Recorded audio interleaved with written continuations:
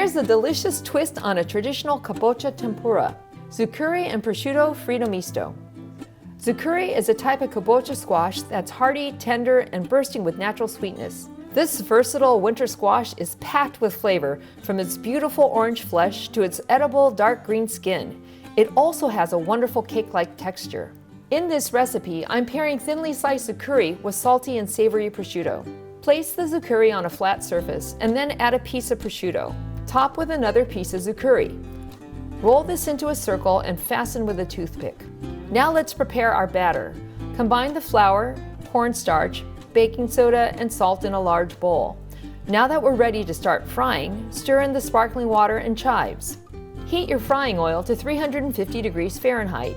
Dip the zuccuri into the batter and place in the hot oil. The zuccuri squash holds its form well and melts in your mouth when fried. Cook these until the batter is a beautiful golden brown. Be sure to drain on paper towels to remove any excess oil. And of course, don't forget to remove the toothpicks. Serve the Zuccuri and Prosciutto Frito Misto with a spicy aioli for a fantastic shared appetizer.